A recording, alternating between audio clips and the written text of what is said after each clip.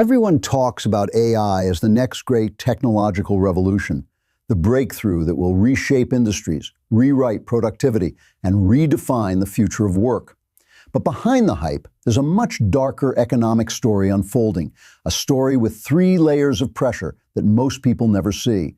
And if we don't understand these pressures now, the cost won't be measured in stock prices or quarterly earnings. It'll be measured in people's lives. Let's start with the first layer, the cost of replacing humans. AI was supposed to create opportunity. Instead, it's accelerating a wave of displacement that the labor market isn't ready for. Recent data shows tens of thousands of layoffs in the U.S. tech sector have already been directly attributed to AI automation. Zoom out to the past few years, and the number climbs even higher. What's even more alarming is who's being hit. Workers in their 20s and early 30s, the generation that grew up believing tech was the safest career path, are now facing unemployment rates rising several times faster than the national average. Meanwhile, capital spending by major tech companies is exploding. Industry forecasts show AI-related infrastructure investment climbing into the hundreds of billions of dollars. That's not a typo, hundreds of billions. So we're watching a strange paradox.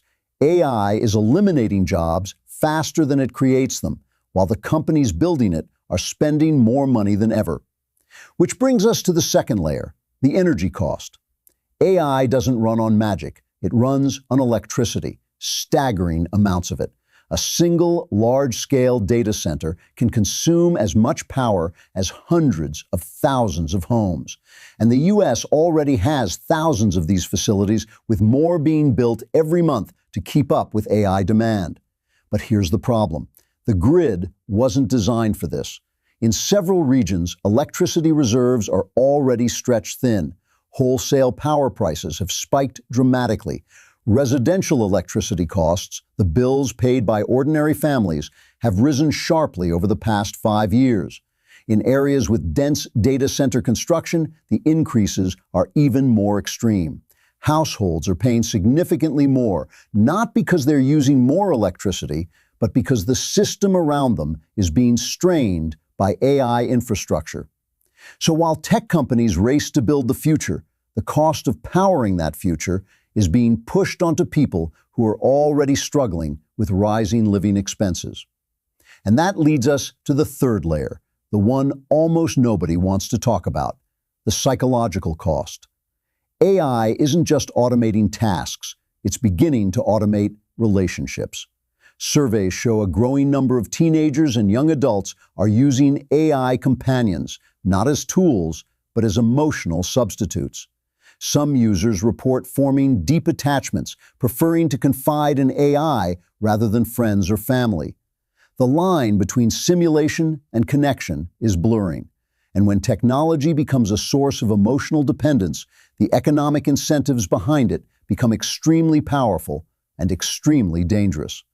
Because AI doesn't just respond, it learns, it adapts, it optimizes for engagement, and engagement is the gateway to influence. This isn't science fiction, it's a business model. So what does all of this mean? It means the AI boom isn't just a story about innovation, it's a story about externalities, the hidden costs that aren't paid by the companies building the technology, but by the society absorbing its impact. Job displacement, rising energy costs, psychological vulnerability, regulatory uncertainty. These aren't side effects, they're structural features of an industry moving faster than the systems meant to govern it. Some regions are beginning to explore regulation, temporary moratoriums, energy use oversight, data protection rules. But progress is slow, and the incentives pushing AI forward are enormous. So where does that leave ordinary people? Here's the uncomfortable truth. Technology itself isn't the threat. The incentives behind it are. AI is a tool, a powerful one, but tools don't decide how they're used. People do. Companies do. Markets do. And markets don't optimize for human well-being. They optimize for returns. So the real challenge isn't how do we stop AI? It's How do we make sure AI serves people instead of replacing them? The future belongs to those who can use AI without being consumed by it. People who treat it as leverage, not a lifeline, as augmentation, not identity, as a tool, not a substitute for human connection.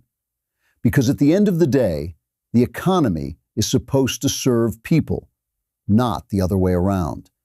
And if we forget that, no amount of innovation will save us from the consequences.